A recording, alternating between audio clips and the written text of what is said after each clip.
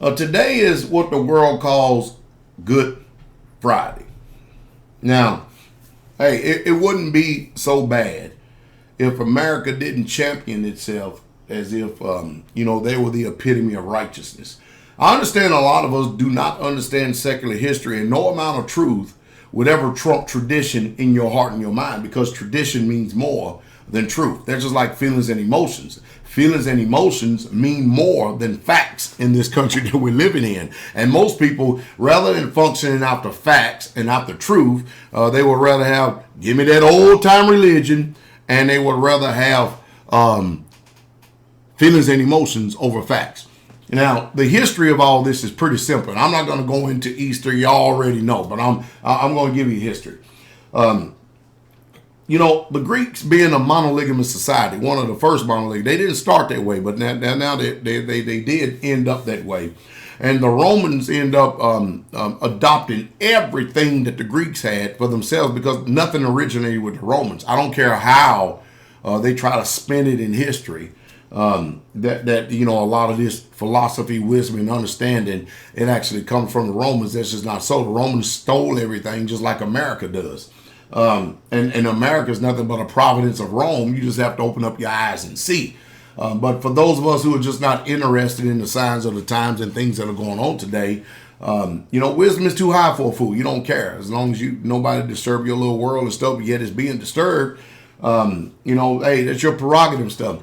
But when we look at the religion of Christianity, and we look at the Holy Scriptures, the Bible in itself, it's obvious that, number one, this religion is not spoken about in the Torah. And there's no such thing as no Jews in the Torah. There's no such thing as a Judeo-Christianity. What happened is that after Rome ended up, throughout its whole entire region and its empire, conquering all these different areas, they end up adopting the principles and certain religious statutes and certain religious laws for themselves that they believe that benefit with them.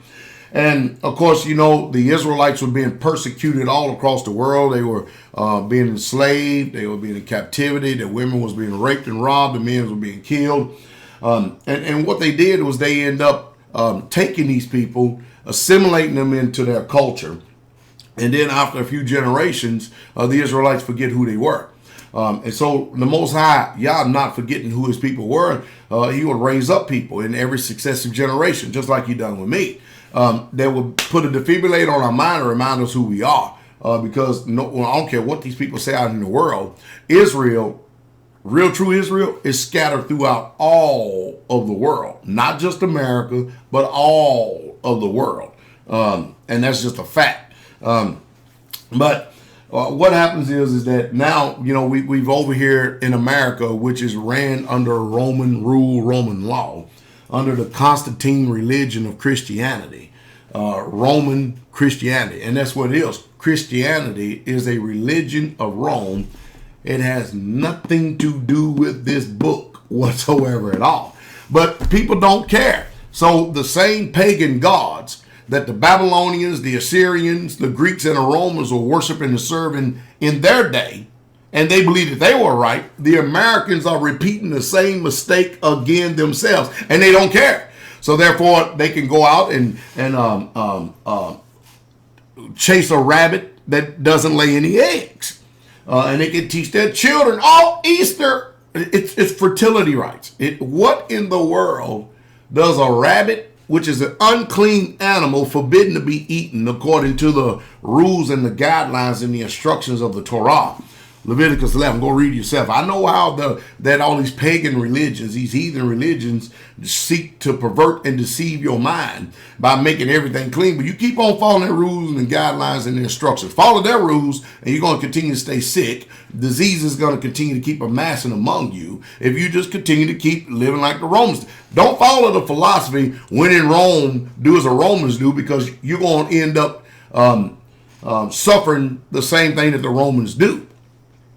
As Israelites, our bodies are not designed to put these unclean animals in. A swine, rabbits, snake, raccoons, and that's forbidden. Those are appointed to the nations. And we are the people that the Most High Yah set his love upon to instruct these people. Now, they're not going to hear you. They're not going to hear you whatsoever at all. You could forget about it. They don't care. They could care less. But in spite of, even though they sacked our temple, the Romans did. Remember, the Romans sacked our temple in 70 AD. They took all our furniture. You can see that on the Ark of Titus. Google Ark of Titus, and you will see this menorah, which is part of the temple, the lampstand that actually lighted in the temple, light the temple.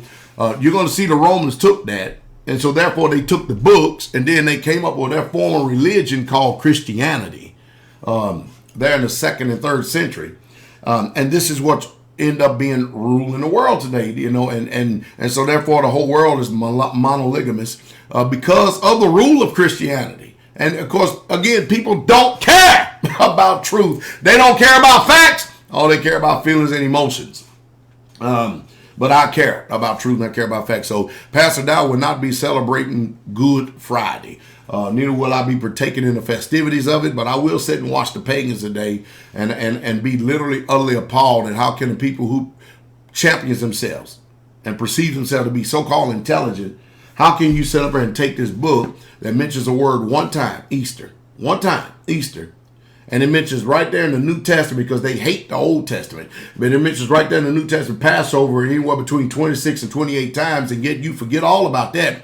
But if you go over to Acts 12 verse 4 and you look at the word Easter and you go look at the Greek word behind Easter, because Easter is not another name for Passover, you will see that it says Pescha. Somebody has translated and messed you people up. But therefore they have taken one word, Easter, which there are no instructions, no rules, and no guidelines in this book for. But I told you, America is a religious nation.